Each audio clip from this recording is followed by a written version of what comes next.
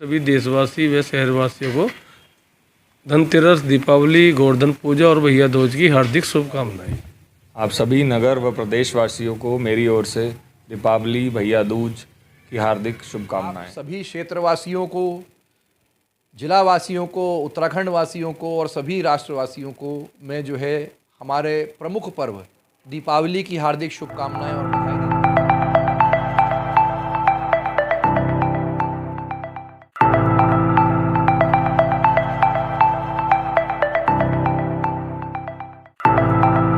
गंगा तेरा पानी अमृत जल जल बहता जाए।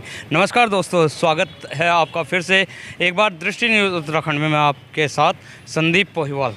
जैसे कि हमने पहली लाइन कही है कि गंगा तेरा पानी अमृत जल जल बहता जाए, तो माँ गंगा के ऊपर बहुत सारी फिल्में भी बनी हैं और बहुत सारे गाने भी बने हैं और बहुत सारे दावे भी हुए हैं कि गंगा सफाई अभियान, और गंगा सफाई अभियान के तहत बहुत सारी योजनाएं भी सरकार ने बनाई है, वो चाहे भारत सरकार हो या प्रदेश सरकार हो, बहुत सारी योजनाएं बनाई हुई हैं। लेकिन आज उसी गंगा की दशा हम दिखाते हैं जिसे हम पतित पावनी माँ गंगा कहते हैं। लेकिन गंगा माँ का दृश्य दिखाने से पहले हम दिखाते हैं अपने भारत के तिरंगे का, जो हमारा स्वाभिमान है, हमारा अभिमान है, जिस तिरंगे को देख के हमारे दिलों में जोश आता है। तिरंगा जो है माँ गंगा की शरण में यहाँ पे पड़ा हुआ है और ये माँ गंगा की शरण में ये तिरंगा जो है आया है, और कहीं ना कहीं ये तिरंगा हमारे देश की शान और बान कही जाती है। इस तिरंगे को देख के हमारे हिंदुस्तानियों के सीने जो हैं चौड़े हो जाते हैं।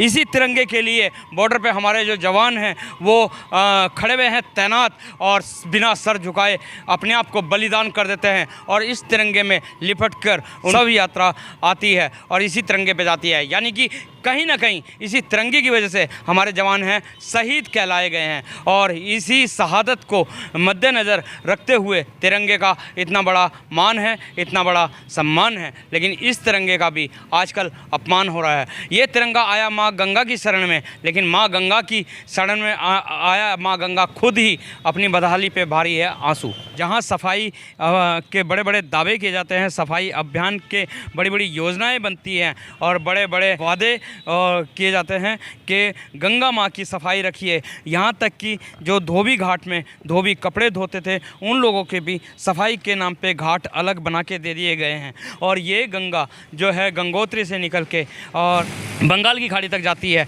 पता नहीं कितने लोगों को जीवन देती जाती है। लेकिन ये गंगा आज अपनी ही अवस्था को लेके शायद आंसू बहा रही है। बोलते हैं कि गंगा का पानी कभी गंदा नहीं होता। हालांकि हम इस समय रुड़की है और रुड़की में ये गंग नहर कही जाती है, तो नहर जो है कही जाती है ये भी, लेकिन है रूप माँ गंगा का। लेकिन आप देख सकते हैं इसमें किस कदर जो है कूड़ा करकट पड़ा हुआ है और किस तरह कैसे इसमें जो है गंदगी का अंबार लगा हुआ है। जैसे कि आजकल आपको पता है कि एक बीमारी डेंगू का प्रकोप भी बहुत ज़्यादा है, और डेंगू जो है पानी में, खड़े पानी में ही पनपता है। लेकिन वहीं डेंगू की भी परवाह नहीं करी जा रही है। ना तो इसमें कोई मंत्री और ना ही कोई विभाग इसमें अपनी सक्रियता दिखा रहा है, जबकि कैनाल गंगा वाले इतने ज़्यादा सक्रिय अपने आप में नज़र आते हैं कि इस माँ गंगा के वो अंदर अगर जो कोई हल्के फुल्के कपड़े धोता है या नहाता है उसको भी मना किया जाता है। लेकिन वहीं आज आप इसकी दुर्दशा देख सकते हैं, और ये स्टोरी हम इस वजह से आपको दिखा रहे हैं कि आप भी देख सकते हैं कि कितना ज़्यादा माँ गंगा का मजाक उतारा जा रहा है, कितनी बड़ी इसकी दुर्दशा की जा रही है। जगह जगह घाट है, जैसे कि हमारी तीर्थ नगरी हरिद्वार से द्वार शुरू होते हैं तीर्थ स्थानों के।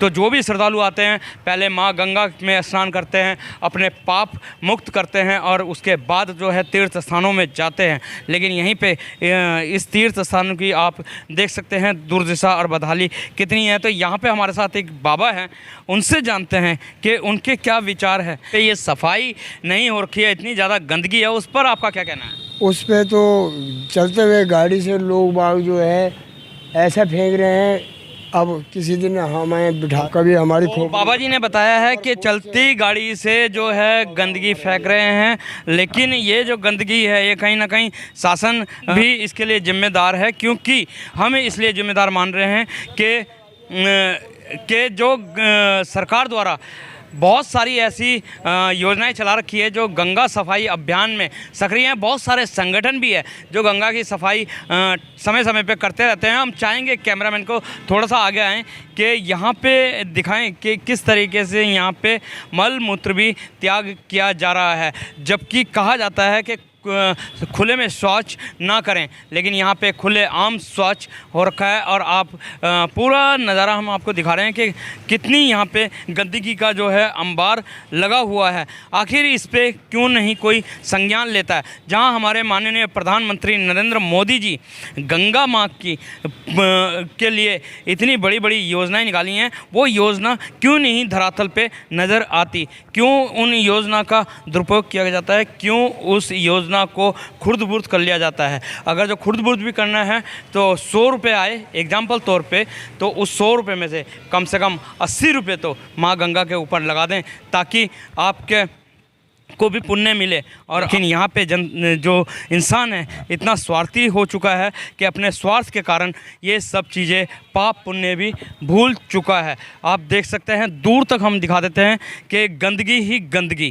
क्यों नहीं हो पा रही है सफाई, ये एक बहुत बड़ा सवाल है। इसी के साथ हम आपको दिखा देते हैं कि जिन भगवानों की हम पूजा करते हैं, जिन भगवानों को हम सर माथे रखते हैं, जिन भगवानों से हम मन चाहिए वरदान मांगते हैं और जिन भगवानों की हम आराधना करते हैं, वो भगवान भी गंदगी में रहने के लिए कहीं ना कहीं मजबूर है। ठीक है, ये मानते हैं हम कि ये मूर्त है, लेकिन मूर्त तो भगवान ही की है, वो भी इतनी गंदगी में। यहाँ पे आप देख सकते हैं, ये देखिए हमारे जो प्रथम पूज्य श्री गणेश जी बोला जाता है, वो भी कहीं ना कहीं इस गंदगी में रहने के लिए मजबूर है। आखिर इंसान क्यों नहीं भगवान को भी भगवान के साथ भी ऐसा हाल कर रहा है? ये एक बहुत चिंताजनक विषय है। तो इसी के साथ बने रहिए दृष्टि न्यूज़ में, दिखाते रहेंगे, लाते रहेंगे इसी तरीके की खबरें।